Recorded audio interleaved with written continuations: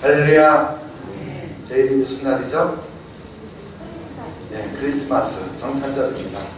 성탄에 크신 하나님의 은혜가 여러분의 삶과 가정에 함께 하시길 소망합니다. 네, 내일 그렇게 우리 성탄절인데요. 매년 12월 25일을 그렇게 우리를 구원하러 오신 예수님이 탄생하신 것을 기념하는 성탄절이죠. 근데 이 성탄절이 12월 25일이라는 것은 중요하지가 않습니다. 우리에게 진정으로 중요한 것은요, 하나님의 아들이신 예수 그리스도께서 우리를 구원하시기 위해서 친히 임마누엘로 오셨다라는 사실입니다. 우리를 구원하러 오신 예수님, 그분을 깊이 묵상하며 진심으로 기뻐하며 감사하는 그러한 성탄절이 되시기를 간절히 소망합니다. 아멘. 성탄절이 다가오면 12월이 되기도 전에 가장 먼저 하게 되는 일이 있죠. 그게 뭡니까? 바로 성탄절 장식입니다. 장식. 지금 우리나라에서는 백화점이나 쇼핑센터가 가장 먼저, 그리고 또한 가장 화려하게 성탄절 장식을 합니다만, 불과 몇십 년 전에는요, 교회가 앞장서서 그 일을 했었죠. 자, 그렇다면 성탄절 장식을 하는데 장식을 대부분 어디에다 합니까? 나무에. 건물을 화려하게 꾸미기 위해서 건물에다가 장식을 하기도 하지만 일반적으로는 나무에다가 하지 않습니까? 그럼 나무에다가 장식을 하는 이유가 무엇일까요? 바로 나무는 생명을 상징하기 때문입니다. 그렇게 생명을 그럼 상징하는 나무에 여러 가지 성탄절 장식들을 하잖아요. 이 장식들 중에서 그럼 가장 중요한 것은 또 무엇일까요? 오늘 퀴즈가 많네요. 뭘 것 같아요? 가장 성탄절 장식에서 중요한 역할을 하는 것은 바로 빛, 전구입니다. 전구. 크리스마스 트리를 아무리 화려하게 또 아름답게 장식했다고 하더라도 반짝이는 이 전구, 즉 빛이 없으면 인고 없는 붕어빵 이렇게 되고 마는 거죠. 그런데 이 빛은 그냥 사람들 눈에 보기에 아름답고 화려하게 보이라고 좋으라고 장식하는 것이 아닙니다. 바로 빛은 예수님을 상징하는 겁니다. 그래서 성탄절은요, 이 세상에 생명의 빛으로 오신 예수님께서 탄생하신 날을 기념하는 날이에요. 그래서 우리는 매년 생명을 상징하는 나무에다가 이렇게 빛으로 오신 예수님을 상징하는 전구를 달아서 이렇게 크리스마스 트리를 만들어 놓는 겁니다. 겨울이 아무리 추워도 생명의 빛으로 오신 예수님 때문에 얼마든지 우리는 따뜻할 수 있다는 것이죠. 이 세상살이가 아무리 힘겨워도 바로 생명의 빛으로 오신 예수님 때문에 우리는 얼마든지 살아가야 할 이유가 있다는 것을 보여주는 겁니다. 남들이 하니까 우리도 그냥 따라서 하는 것이 아니라 이 성탄 장식은 바로 생명의 빛으로 오신 예수님을 상징하는 것임을 우리가 알면서 그렇게 하면 좋겠죠? 아멘. 다들 가만히 계시네요. 근데 우리가 사실 때로 너무 화려한 장식을 보게 되면은 우리의 마음은 예수님을 생각하기보다 그 화려함에 우리의 마음을 빼앗기게 되죠. 그래서 너무나 화려하게 되면 주객이 전도되기 마련입니다. 근데 감사하게도요, 우리 교회는 성탄 이 장식을 과하게 하지 않아서 저는 개인적으로요, 너무 좋습니다. 우리의 마음을 다른 곳에 빼앗기지 않도록 늘 우리 주님의 탄생, 구주 탄생의 의미를 깊이 새기기를 바랍니다. 아멘. 이제 갈라디아서도 끝났잖아요. 그리고 성탄절 절기가 되었는데, 그래서 오랜만에 제가 예화 한 가지를 하도록 하겠습니다. 인도 우화예요. 인도의 우화인데요. 마을 사람들이 모여서요, 신에게 기도를 올리기로 했습니다. 하지만 마을에는 기도를 집도할 만한 그런 사람이 없었어요. 그래서 결국 산속에서 수도하는 수도사 구루를 초대하여서 그의 집도하에 저녁마다 기도를 드리기 시작했습니다. 그런데요, 언제부터인가 저녁 기도 시간이 되면은요, 떠돌이 고양이가 나타나서 회방을 놓는 거예요. 기도 시간 내내 주변을 어슬렁거리면서 심하게 울어대는 거였습니다. 그래서 고양이 울음이 신경이 거슬려서 방해가 되는 한편, 또 간혹 그 고양이 울음이 들리지 않으면은요, 어째서 들리지 않지? 이렇게 궁금해지기 또 시작하는 거예요. 그래서 이래저래 기도가 방해가 되었습니다. 그렇게 마을 주민들이 고양이 울음의 신경을 빼앗기자 그렇게 명상과 기도에 집중하지 못하게 되자 결국 구루는요, 그 기도 시간이면 고양이를 멀찍이 묶어놓으라고 시켰습니다. 이렇게 해서 매일 기도를 올리는 시간이 되면 사람들은요, 그 문제 고양이를 잡아서 예배 장소로부터 멀리 떨어진 올리브나무 숲에 고양이를 묶어놓게 되었습니다. 이 구루가 세상을 떠난 후에도 저녁 기도를 올리는 시간이면 사람들은요, 어김없이 고양이를 묶어놓았습니다. 그런데 얼마 후에 이 고양이도 늙어 죽었습니다. 그래서 사람들은 다른 떠돌이 고양이를 잡아와서라도 고양이를 묶어놓고 나서야 기도를 올렸어요. 이제 그렇게 예배를 드리던 사람들도 이제 차차 늙어서 세상을 떠났는데, 이제 남은 후손들은 저녁 시간이 되면 어김없이 기도를 올렸습니다. 그렇게 묶어놓았던 고양이도 죽었고, 마을을 떠도는 다른 고양이조차 이제 보이지 않게 되자, 이제 후손들은요, 이웃 마을에 가서 고양이를 비싼 가격에 사다가 올리브 나무에 단단히 묶어놓은 다음에야 기도를 올렸다는 거예요. 그리고 마침내 그 마을 사람들은요, 고양이를 묶어놓지 않고 행하는 기도나 예배는 상상할 수 없게 되었습니다. 그래서 오랜 세월이 지난 후에 구루의 그 유식한 제자들이 학구적인 전례 규범에 대한 연구서를 출간했는데요, 주제가 뭐냐면 저녁 기도를 올리는 시간에 고양이 한 마리를 올리브 나무에 묶어두는 일의 중요성, 이런 제목이었습니다. 다시 더 오랜 시간이 흐르면서 고양이와 이 올리브 나무에 대한 연구가 이어졌고, 그에 따른 다양한 학파들이 생겨났습니다. 그래서 고양이를 기도 시간 30분 전에 묶어둬야 하는지, 아니면 나무의 어느 부분에 묶어둬야 하는지, 또 나무에 묶을 때 몇 미터 지점에 묶어야 하는지 등을 두고서 이들 학파들은 갈수록 더욱더 세밀하고 활발하게 토론하며 발전하고 있었다는 겁니다. 이 내용은 하나의 그냥 우화예요. 꾸며낸 이야기라는 것이죠. 하지만 이 이야기가 우리에게 시사하는 바는 매우 큽니다. 이 우화 속에서요, 그들이 믿고 있는 신은 무엇인 것 같아요?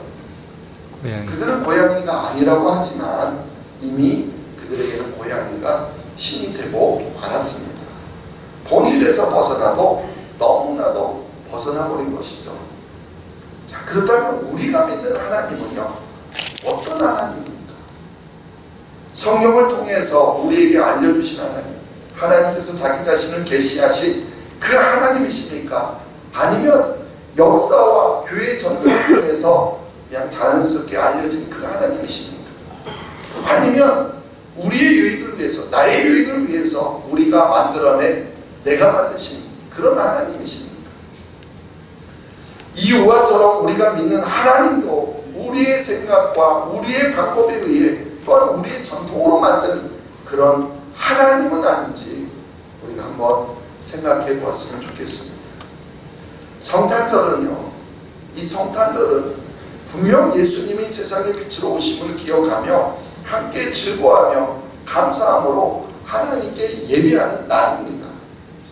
그래서 성탄절은요, 부활절과 더불어서 기독교에서 가장 중요한 절기 중에 하나이죠. 그러나 이 성탄절은요, 우리 기독교만이 아니라 사실 모든 인류가 함께 즐거워하고 기뻐해야 할 매우 뜻깊은 날이에요. 왜냐하면 성탄절은요, 우리를 구원하러 하나님의 아들이 바로 육신의 몸으로 오셨음을 의미하는 날이기 때문입니다. 아멘. 그런데 이러한 성탄절을 전 세계가 함께 즐거워하고 기뻐하는데, 근데 세상 사람들은요 바로 이러한 이유로 즐거워하고 기뻐하지 않는다는 거예요. 세상 사람들은요 이 성탄절의 의미도 모른 채 그냥 덩달아서 기분이 들뜨고 흥분합니다. 근데요 더 놀라운 것이 있어요. 예수님을 믿는 우리 그리스도인들도 그 성탄의 의미가 무엇인지 알지 못하고 오히려 세상 사람들처럼 똑같이 덩달아 기분이 들뜨고 흥분한다는 거예요. 아니 어떻게 예수님을 믿는 사람들이 어떻게 예수님을 믿지 않는 사람들의 성탄절을 따라가는 거냐는 거예요. 우리의 믿음은 예수 그리스도를 믿는 믿음인데, 예수 그리스도를 믿는 것인데, 그렇게 성탄절이 바로 예수 그리스도께서 우리를 구원하러 이 땅에 오신 것에 그 의미를 두지 아니하고 어떻게 우리가 그리스도인이냐라고 말할 수 있냐라는 겁니다. 우리도 본질에서 너무나도 벗어난 그러한 성탄절을 우리가 즐기고 있는 것은 아닙니까? 그런데도 그렇게 정말 그런 말도 안 되는 일들이 우리 한국뿐만이 아니라 전 세계에 일어나고 있다는 거예요. 언제부턴가 성탄절의 주인공이 바뀌었습니다. 기도드리는 것보다, 신에게 기도드리는 것보다 올리브 나무에 고양이를 묶어두는 것이 우선이 된 것처럼 성탄의 주인공이신 예수님보다 산타 할아버지가 주인공이 되어버렸어요. 참으로 안타까운 현실이죠. 솔직히 성탄의 주인공이 산타 할아버지는 아니라고 하더라도요, 어린 자녀들이 있는 가정을 보면 누가 주인공이에요? 그 자녀가 성탄의 주인공이 되어버렸어요. 또한 우리 자신들이 성탄의 주인공이 되었습니다. 그러니까 성탄절에 들뜨고 흥분하는 거 아닙니까? 뭐 때문에 여러분 성탄절에 들뜨고 흥분하십니까? 성탄절의 주인공은요 바로 우리 예수님이세요. 아멘. 아멘. 아멘. 성탄절의 주인공 우리 예수님이십니다. 그런데 이 성탄절의 주인공이 예수님이라는 것을 누가 감추려고 할까요? 성탄절의 주인공이신 예수님을 이 성탄절에서 사라지도록 하려고 하는 것을, 감추고자 하는 것을 누가 가장 좋아할까요? 사탄 마귀죠. 그럼 우리는 그걸 알면서도 이 사탄이 좋아하는 대로 우리가 성탄절에 그렇게 행동하고 있는 거 아닙니까? 그렇다면 우리 정말 매우 심각한 문제 아닐까요? 그렇습니다. 교회에서는요 아무리 동심의 마음이라고 할지라도요 산타 할아버지로 간증하는 것은 별로 좋은 모습이 아닙니다. 굳이 산타 할아버지가 없다 이렇게 아이들의 동심을 깰 필요는 없겠지만, 그래도요 우리 아이들에게는 이 크리스마스의 주인공은 산타 할아버지가 아니라 바로 예수님이시다라는 것을 꼭 전해줘야 할 줄로 믿습니다. 아멘. 그리고 우리도요 크리스마스 이브에 제발 무엇 때문에 그렇게 우리가 들뜨고 즐거워하는 겁니까? 정말로 예수님의 탄생을 우리가 기뻐하고 감격해서 날을 새는 겁니까? 아니면 사람들하고 놀고 먹으면서 취하면서 그렇게 날을 새고 있는 겁니까? 오늘이 크리스마스 이브인데요, 이제 우리 중에는 그런 분이 없겠지만 기분이 들뜨고 흥분되어서 오늘 밤에 밤새도록 놀다가 내일 예배에 빠지거나 아니면 나오더라도 졸린 모습으로 나오는 그런 분이 없게 되기를 바랍니다. 아멘. 얻게 되기를 바랍니다. 아멘. 다 나오셔야 돼요. 세상의 모든 사람들이 화려하고 들뜬 크리스마스 분위기에 취해서 즐기고 있다 하더라도 우리는요 우리의 크리스마스를 지켜내야 합니다. 아멘. 우리의 성탄절, 다시 우리가 세상의 성탄절을 우리의 성탄절로 바꿔야 될 줄로 믿습니다. 아멘. 우리를 구원하기 위해서 하늘 영광 버리시고 이 땅 위에 육신의 몸을 입고 오신 예수님, 우리가 그분을 조용히 묵상하며 감사하는 마음을 갖는 그러한 성탄절이 되시기를 바랍니다. 아멘. 네, 오늘 본문은요 요한복음인데요, 이러한 세상이 되어버린 오늘날 정말 우리에게 예수님의 탄생이, 즉 예수님의 성육신이 어떤 의미를 주고 있는지 우리에게 잘 설명해 주고 있습니다. 근데 사실 요한복음에는요, 이 사복음서 중에서 마가복음과 함께 예수님이 어떻게 탄생했는지에 대한 구체적인 기록이 없어요. 우리는 성탄절하면 베들레헴의 말구유 이야기라든지 동방박사와 목자가 아기 예수를 찾아가 경배하는 이야기라든지 아니면 그 아기 예수님을 죽이려 했던 헤롯 대왕의 이야기라든지 이런 이야기를 전해야만 성탄절인 것처럼 느낍니다. 근데 정말 그럴까요? 구주성탄의 이야기를 무슨 동화처럼 만들어서 상업적으로 이용하는 그런 오늘날의 현실 속에서 오히려 교회마다 선포되어야 될 진정한 성탄절 메시지가 저는 이 요한복음에 담겨져 있다고 생각합니다. 왜냐하면 요한복음에는요, 예수님의 성육신하신 사건, 예수님이 어떻게 성육신하셨는지 바로 그 사건에 영적인 의미가 있고, 그래서 우리가 예수님을 어떻게 믿어야 되는지에 대한 이야기가 바로 이 요한복음에 담겨져 있기 때문입니다. 즉 마태복음과 누가복음에는 우리가 잘 알고 있는 그렇게 성령으로 저려 마리아가 잉태한 이야기, 또 베들레헴의 말구유 이야기, 동방박사가 별을 보고 찾아가 경배한 이야기, 목자가 찾아가 경배한 이야기, 아기 예수를 죽이려고 했던 헤롯의 이야기들이 나옵니다. 그런데 요한복음은 마태복음이나 누가복음과는 전혀 다른 관점으로 예수님의 바로 성육신 사건을 이야기하고 있다는 거예요. 바로 그 성육신 사건을 이야기하기 위해서, 그리고 이 요한복음은 태초의 이야기부터 거슬러 올라갑니다.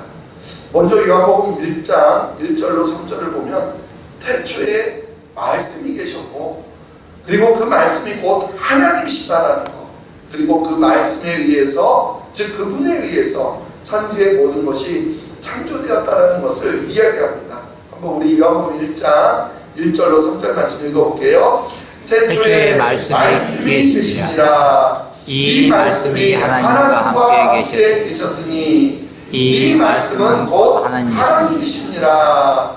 그가 태초에 하나님과 함께 계셨고 만물이 그로 말미암아 지은 바 되었으니 지은 것이 하나도 그가 없이는 된 것이 없느니라.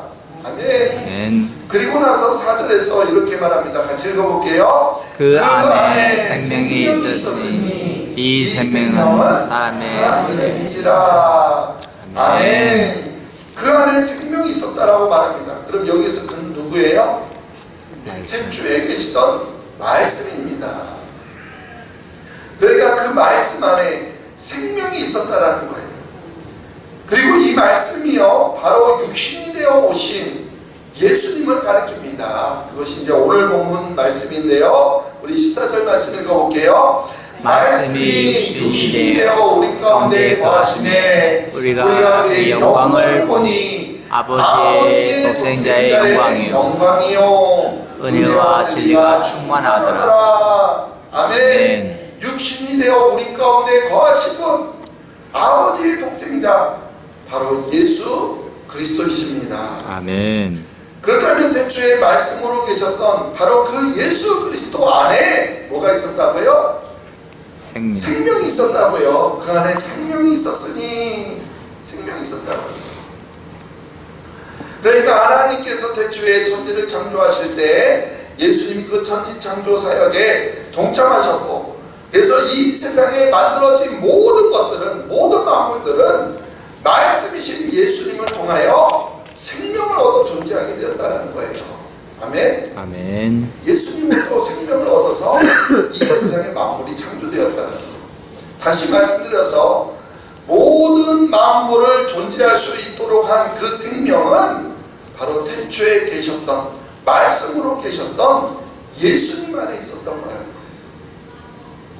근데 여기서 또 하나 중요한 것이 바로 그 생명이 무엇이라고 해요? 4절에 사람들의 빛이라는 거예요. 다시 4절 읽어볼까요?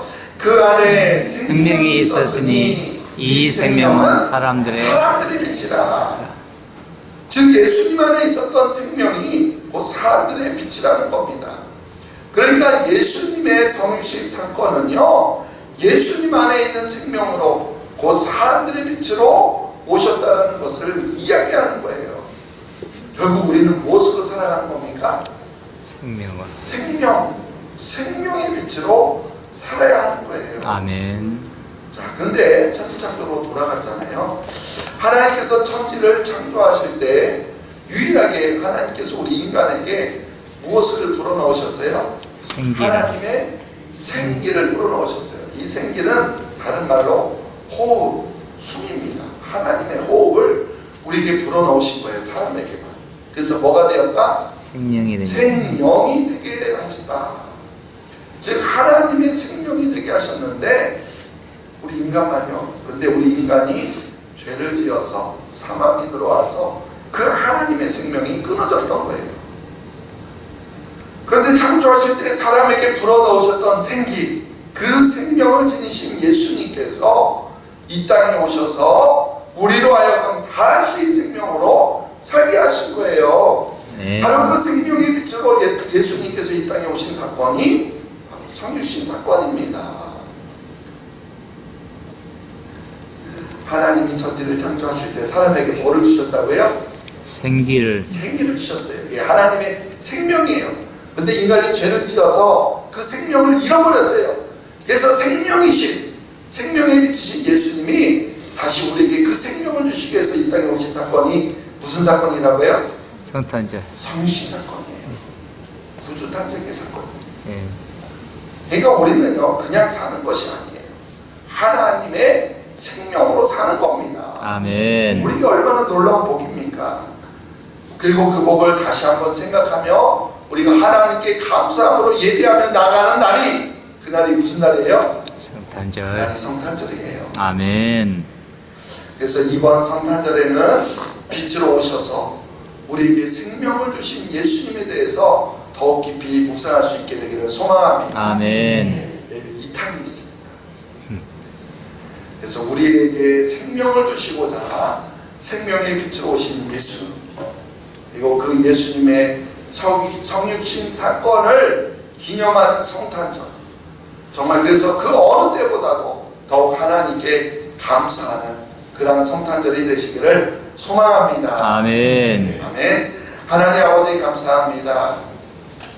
하나님의 생명을 우리에게 특별히 주셨는데 우리가 그 생명을 잃어버려서 다시 예수님께서 그 생명을 가지고 계신 예수님께서 우리에게 생명을 주시기 위해서 이 땅에 오신 사건, 바로 그 성신 사건, 바로 그것이 성탄절을 의미하는 것임을 우리가 다시 한번 기억하게 하여 주시고, 아멘. 세상 사람들처럼 그냥 들뜨고 흥분하여서 날새며 사람들과 놀며 즐기며 보내는 그러한 성탄절이 아니라 우리에게 하나님의 생명을 다시 회복시키기 위해서 이 땅에 오신 그 예수님을 우리가 기념하며 감사하며 나가는 귀한 성탄절이 되게 하여 주시옵소서. 아멘. 감사하며 예수님의 이름으로 기도하옵나이다. 아멘. 아멘.